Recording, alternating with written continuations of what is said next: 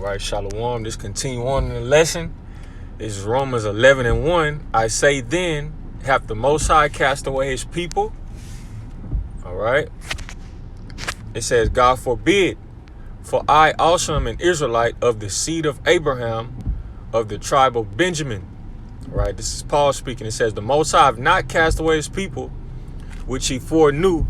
Will ye not what the scripture saith of Elias, how he maketh intercession to the Most High against Israel, saying, Lord, they have killed thy prophets and digged down thine altars, and I am left alone, and they seek my life. And that was Elijah. He was making a beckoning unto the Most High. He felt alone. He felt, forsaken, like there was no other righteous men. All right. So what did Paul say? Salakia for the noise. I'm in transit. So it says, Romans 11:4, it says, but what saith the answer of the Most High unto him? I have reserved to myself 7,000 men who have not bowed the knee to the image of Baal. You see, even so then, at this present time, also there is a remnant according to the election of grace, right? So the elect remnant, stands now. It's always been in a remnant. It's always been a remnant who have cleaved onto Yahweh Shema Shai in his ways, all right, in righteousness, all right, through faith and grace of Yahweh Shema Shai, you see? So the sentiment stands the same with this new image of Baal, if you will, this beast system, which we're currently under, headed by Esau, Edom, and the Amalekites, the Amalekite bankers, the Rothschilds, the elites, but they're going to try to create an image unto this beast system in which we currently live under, and we see it flourishing right now. We see the technology and all of the plans of the wicked, evil men. We see them coming more into fruition, as the prophecy said it would take place. Okay, so right, we're going to get into Daniel's the 3rd chapter, because I want to grab this, because Daniel and Hananiah, Azariah, Mishael, their real names, were protected from being thrown into the fire by the decree that was put forth of the kings. And it's another decree that's going to be put forth, which we know, Revelation 13, a major decree, which this devil, Esau, Edom, is going to, decree upon the earth against all nations, against all people. All right. And us as Israelites and believers in Yahweh Shema Shai, Lord willing, were the elect of the elect number, predestinated for salvation and victory over this beast, his image, his mark, and his name, are to be faithful unto death. All right. As Yahweh Shai is going to keep those. He's going to keep those that are of his. Okay. What the scripture says, strive for the truth unto death. All right. And the Lord shall fight for thee. So, right, correct. That's what we're about to enter into, man. Trying times. In Revelation 3:10, Revelation 2:10. All right. We're going to suffer things, but ultimately Yahweh Shai is going to keep us. The Lord, when we'll be of that number, give us a crown of life, and he's going to protect us from this beast system. We're not going to bow down to the image of the beast. So this is Daniel 3, and we're going to grab this and we're going to close it out. I didn't want this to be too long. This is Daniel 3 in verse, and I might have to pull over Salakia for all the noise. This is Daniel 3 in verse, we're going to get 4, and I'm going to pull over Salakia for all the noise. We're going to pull over right here and get this lesson in, okay? This is Daniel's chapter 3.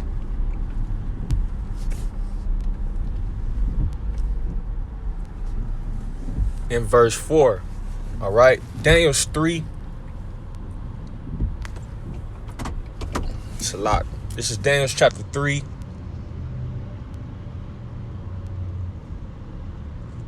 In verse 3, it says, then the princes, the governors, and captains, and the judges, the treasurers, the counselors, the sheriffs, and all the rulers of the provinces were gathered together unto the dedication of the image that Nebuchadnezzar the king had set up.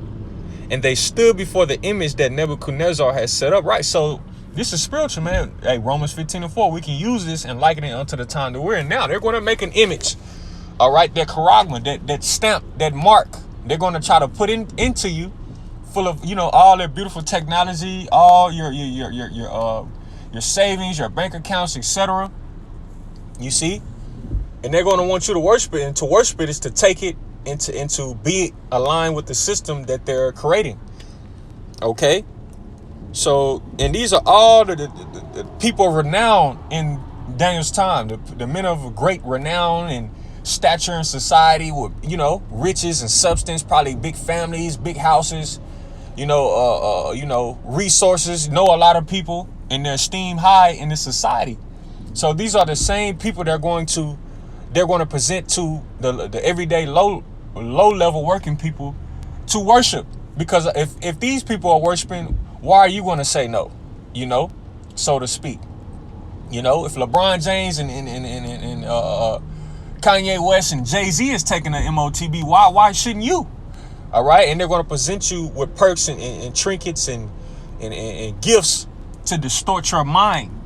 All right, and if you're an Israelite, Yahweh Basham Shah is going to decimate you. All right, because the prophets, us through the Spirit and power of Yahweh Basham Shah, we're telling you the recompense reward for bowing down to this beast system. Okay, this is Daniel 3, Salakia. You know, Daniel 3 in verse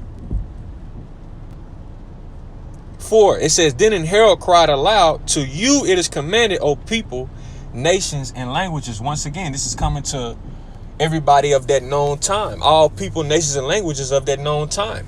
It was a decree put out that you ought to worship this image.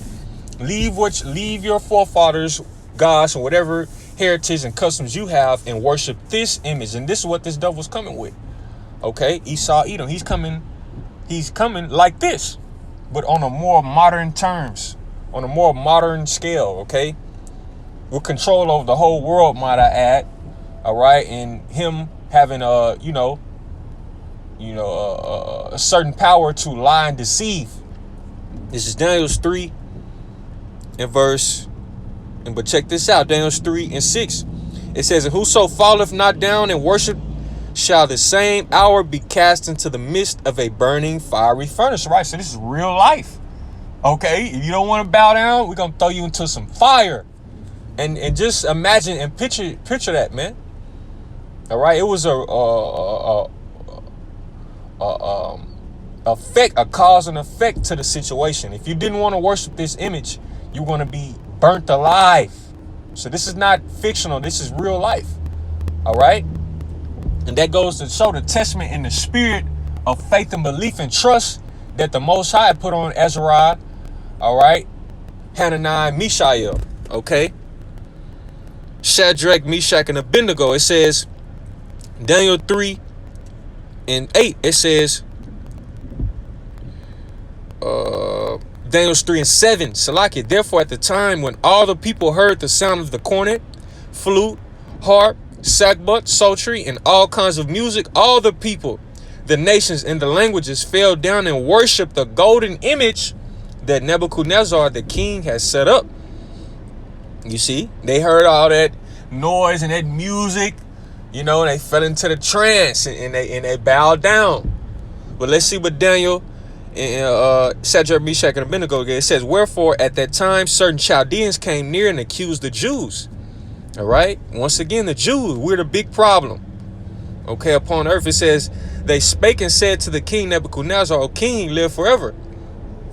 Daniel 3 and 10, "Thou, O king, hast made a decree that every man that shall hear the sound of the cornet, flute, harp, sackbut, psaltery, and dulcimer, and all kinds of music shall fall down and worship the golden image.